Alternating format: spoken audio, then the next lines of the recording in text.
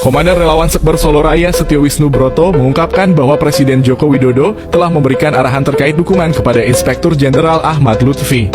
Jokowi meminta untuk melihat elektabilitas Ahmad Lutfi melalui berbagai survei sebelum memberikan dukungan penuh. Kalau kita lihat pertanyaannya, kalau semua yang mengantar ini kan adalah pimpinan partai politik, karena dia harus didaftarkan oleh pengurus partai tingkat provinsi. Pertanyaannya, Mas Gibran tuh pengurus elit partai provinsi bukan? Kan bukan.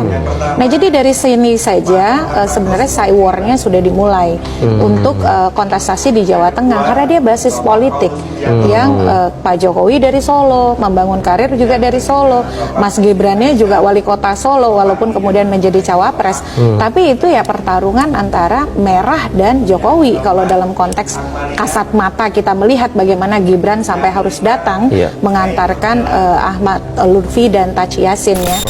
Kandang banteng siap kocar-kacir karena jurus bansos Jokowi. Benarkah? Assalamualaikum warahmatullahi wabarakatuh. Halo Sobat RJ, kali ini kita akan bahas seru-seruan tentang panasnya Pilkada 2024 yang kian hari makin seru kayak telenovela. Kalian mungkin di sini sudah nggak sabar ya lihat gimana drama politik antara koalisi Jokowi beserta gengnya melawan PDI Perjuangan. Di sini bukan hanya Jokowi, Gibran dan Kaesang juga ikutan cawe-cawe dalam Pilkada Jawa Tengah. Tapi sebelum kalian penasaran, yuk kita bongkar habis-habisan. Pertama, kita mulai dari Jawa Tengah alias kandang banteng yang jadi markas besarnya PDI Perjuangan. Gimana enggak coba? Jawa Tengah kan emang terkenal sebagai wilayah yang loyal sama partai ini. Tapi nih, apa yang bakal terjadi pada Pilkada Jawa Tengah ke depan? Wah, siap-siap ya, akan banyak kejutan ke depannya. Dua pasangan calon gubernur pun sudah mendaftar. Ada Andika Perkasa dan Hendrar Prihadi yang diusung oleh PDI Perjuangan. Dan di sudut lain, ada kubu Fufu Fafa, yaitu Ahmad Lutfi, yang berpasangan dengan Taci Yassin, yang kerap disebut Sambo, dan didukung penuh oleh keluarga Jokowi, beserta Koalisi Indonesia Maju atau Gimples. Dan menariknya di sini, di satu sisi, Andika yang mantan seorang Panglima TNI, punya track record yang keren. Tapi di sisi lain, Ahmad Lutfi pun juga nggak bisa diremehkan. Doi adalah mantan Kapolda Jawa Tengah yang pastinya paham betul medan perangnya. Nah, bicara soal Lutfi, menariknya di sini, dia nggak cuma di backup sama partai besar kayak Gerindra dan Golkar, tapi juga dikawal sama siapa coba? Sama Jokowi dan anak-anaknya, Kaesang dan Gibran Raka Fufu Fafa. Salah lagi, Gibran Raka Buming Raka, wakil presiden terpilih.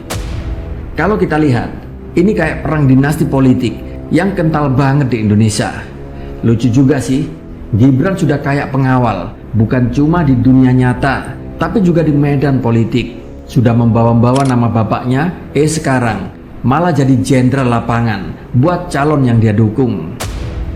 Koktail efek Jokowi.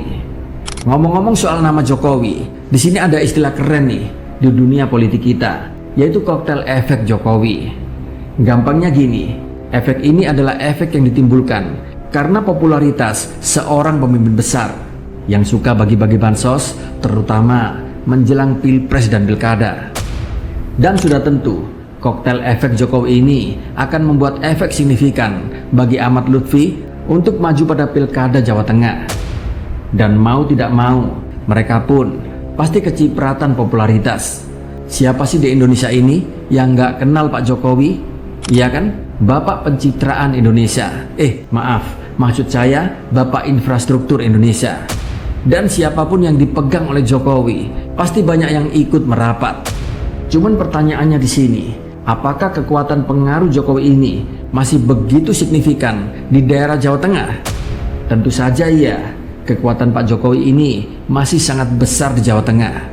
Tapi coba kita lihat, berdasarkan hasil survei berikut ini.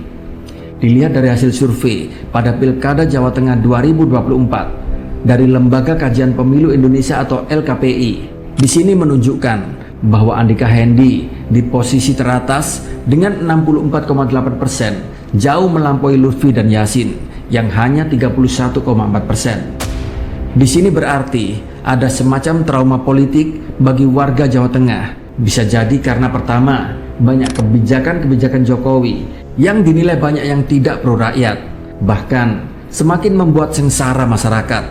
Ditambah lagi reputasi anak-anak Jokowi yang saat ini kian makin hancur-hancuran. Tapi bisa jadi masyarakat Jawa Tengah lebih suka dipimpin oleh mantan TNI daripada mantan polisi. Karena ya, kita semua tahulah, citra dan reputasi kepolisian saat ini merosot tajam.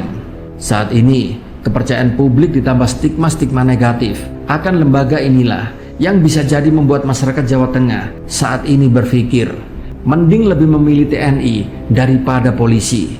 Dan bisa jadi juga, itulah kenapa saat ini Pak Jokowi tampak mulai kembali terjun ke tengah-tengah masyarakat di Jawa Tengah untuk bagi-bagi bansos. Mungkin saja ada strategi yang sama seperti halnya pada Pilpres sebelumnya. Nah, Sobat RJ semua, dari sini kita bisa melihat betapa berjalannya waktu akan mengubah peta politik Indonesia. Nama Pak Jokowi pun saya yakin gak akan selalu menjamin kemenangan. Dan ini bisa jadi pelajaran buat kita semua. Politik itu gak cuma soal popularitas, tapi juga soal kompetensi dan pengalaman. Dan yang terpenting kita harus ingat, seorang pemimpin harus bisa berlaku adil, mensejahterakan seluruh rakyatnya. Bukan cuma bisa naikin gaji pejabat, tapi naikin pajak rakyatnya. Oke sob, sampai di sini ya video kita kali ini. Dan sampai jumpa dalam video-video kami berikutnya. Tetap semangat, tetap kritis, kawal terus Indonesia. Wassalamualaikum warahmatullahi wabarakatuh.